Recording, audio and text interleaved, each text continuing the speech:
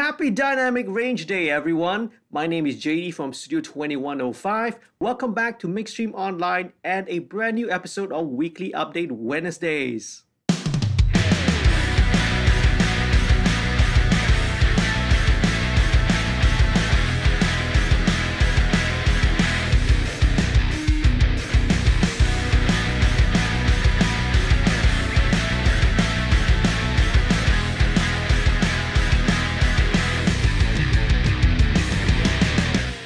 First of all, my apologies to everyone out there. This week's video is a little bit late in coming out. I've been incredibly busy here in the studio and I'm definitely not complaining. It is a good problem to have. We've had a number of really important and big projects going on here at Studio 2105. So that has been keeping me busy, right? And so I've not been able to record and edit and upload this video right as scheduled on Wednesday. So you'll be watching this on Friday. Okay, I'm putting this out by the time you're putting it out. This is Friday, March the 26th, and today this happens to be Dynamic Range Day as well. Okay, now I'll talk a little bit more about this later on. But first of all, right, if you are new to this channel, welcome, a warm welcome to you. Don't want to forget all the patrons who help to support the channel financially. A big thank you and a big shout out to every one of you. Sign up for the email list, okay? Link is down in the description below. I mentioned patrons just now. If you want to sign up to become a patron, head on down to the website below, www.patreon.com/studio2105. Okay, sign up and help to support the creation of content on this channel. Don't forget, we have extended the deadline for the Samsung VO contest, where I'm giving away 1 unit of the Samsung satellite USB and iOS microphone. But you've only got a couple of days. You've got only until the end of this month on March 31st to send in your submissions. All right, so don't wait, okay? Send in your submissions, right? And you can win yourself this microphone, right? Check out this video, right, to find out more details on how to take part in this contest. It's very easy. You just need to record yourself doing a voice acting script. It can be anything, right? Dramatic, corporate, funny. You can do a cartoon character. You can do anything, right? It depends on your creativity, okay? Check out this video for all the details on how to participate in the contest and giveaway. Happy Dynamic Range Day, okay? Well, as I mentioned earlier, you might be wondering, what is this Dynamic Range Day about? This idea of the Dynamic Range Day was conceived and organized by Ian Shepherd, who is a very experienced mastering engineer from the UK. He hosts his website, his blog, and also obviously his podcast as well. In 2010, this was the very first Dynamic Range Day which he organized.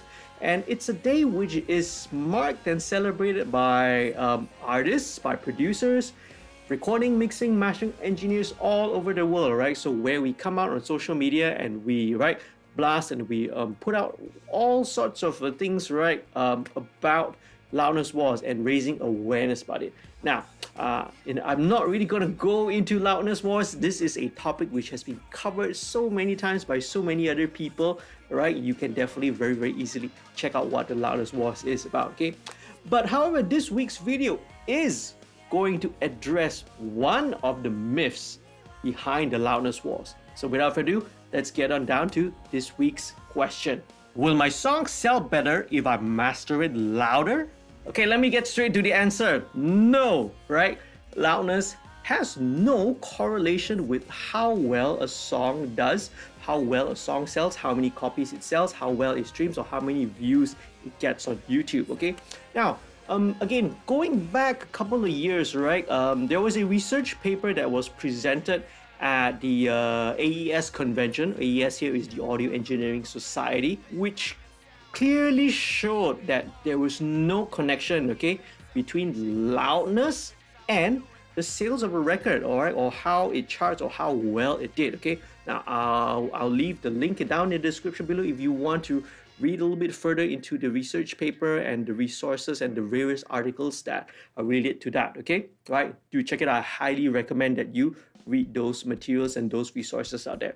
Bob Katz, who is a legendary mastering engineer and the author of the book Mastering Audio, The Art and the Science, describes it in this way: the practice of overcompression is part of a vicious circle of loudness envy. Now, loudness envy is basically, right, it's a feeling of insecurity, it's a feeling of being envious and jealous of the competition, right, being louder than you. So, right, you in turn, right, make your records louder, and it becomes a vicious circle. Everyone tries to make their record louder than the competition, resulting in the loudness wars. Okay, right.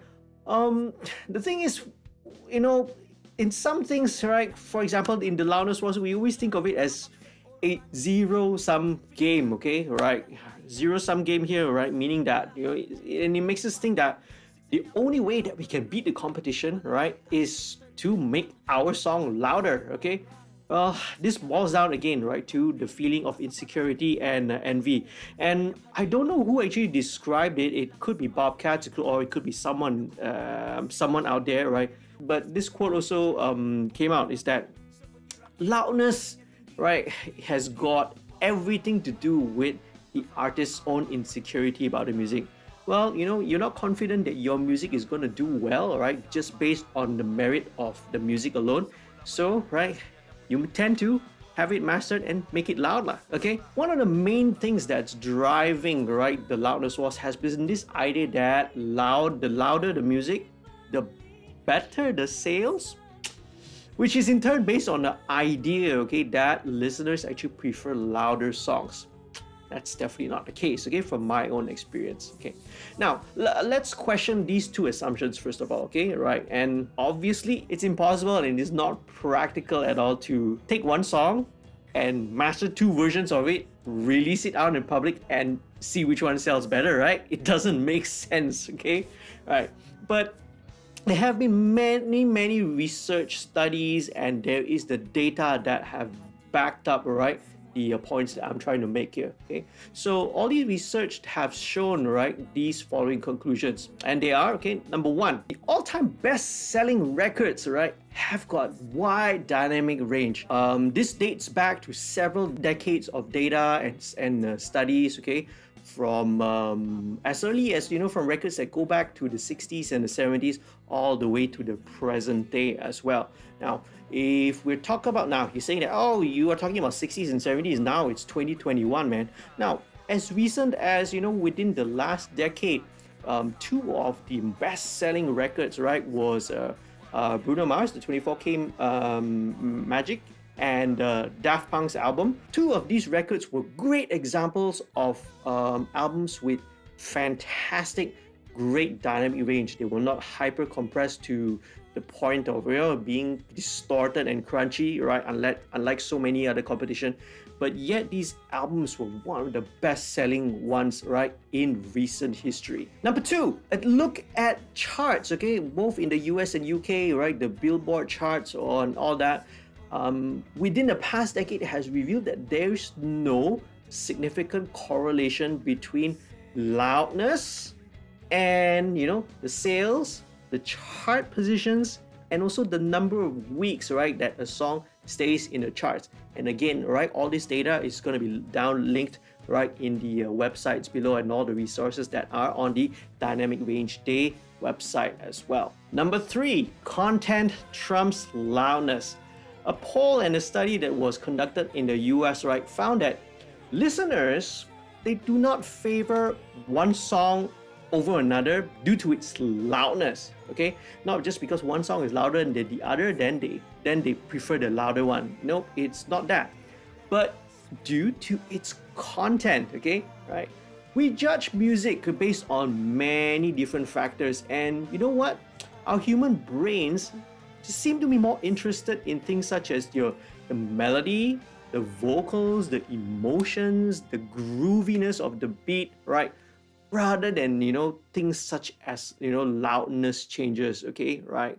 So people buy and we listen to music for any number of reasons. Loudness may or may not play a minor role, okay, but no, in my opinion, and backed by research, backed by data, it's definitely not worth sacrificing the audio quality, right, in order to, you know, gain this supposed advantage, you know, i.e., right, getting more sales, getting more streams, right, with this trick, right, the trick of making your masters loud, right, because there's no proof, there's no evidence that this works and that it results in better sales or better results anyway.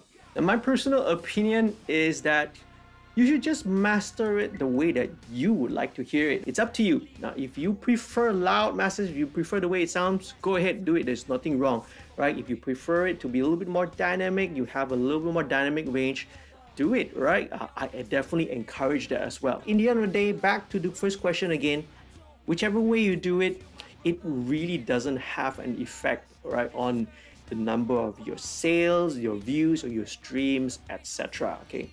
Well, you can always try to, make everyone happy. You can continue to, have loud masters. You can always, ask a mastering engineer or yourself if you're doing mastering to continue creating loud, hyper compressed masters, right?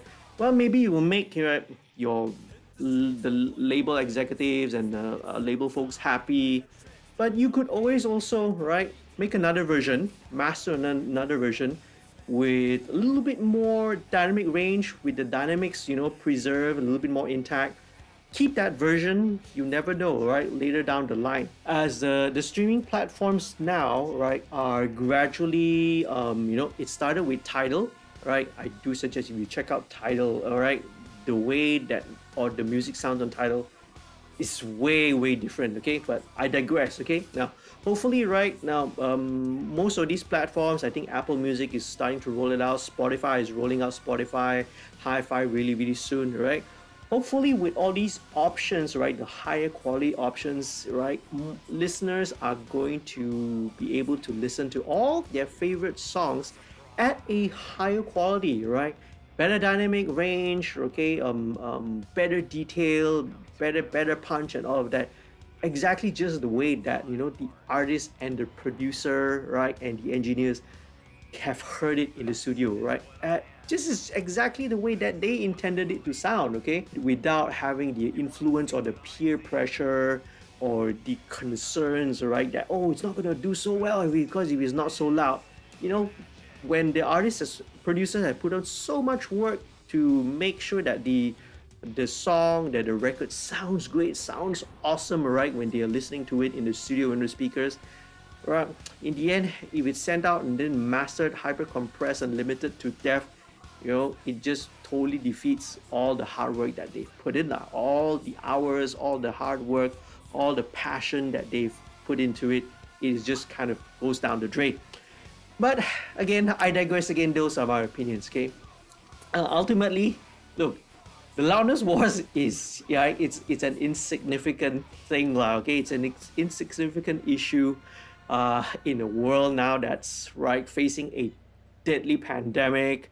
We have social, political, and economic turmoil all over the world, climate change, and so many other issues that affect our lives in a real way, okay?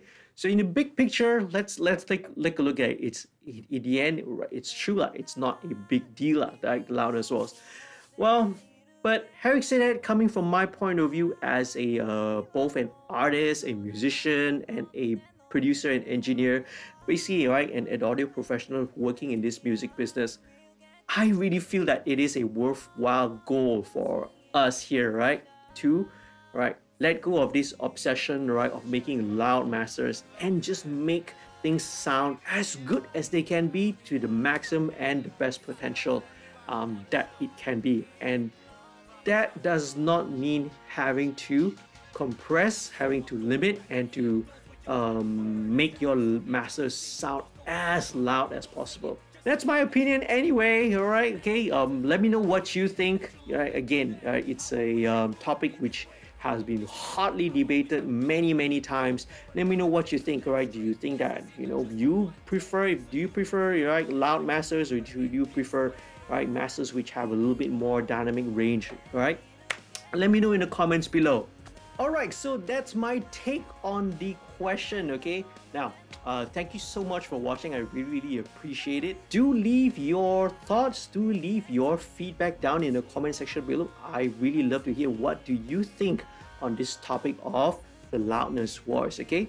Are you for it? Are you against it? Are you totally indifferent, okay? let me know. I would love to hear from you. I do encourage, right, said that since today is Dynamic Range Day, or by the time that you're watching this, maybe it could be later after that, do check out the Dynamic Range Day website down below, and watch the videos, read the articles, right, on all the topics that's related to Dynamic Range Day. Now, if you found this video useful and informative, do leave a like. It would really help with the YouTube algorithm. Do share this with your friends, okay? Raise a little bit of awareness of Dynamic Range Day. If you haven't done so, okay, please do click on the subscribe button, become a subscriber today. Don't forget to also click on the notification bell so that you'll be updated every time I upload a brand new video. Do consider signing up to become a patron. Again, www.patreon.com/studio2105. Thank you so much for watching. All right, happy recording and mixing. Happy Dynamic Range Day. I'll see you again real soon in the next video. Peace, love, and music.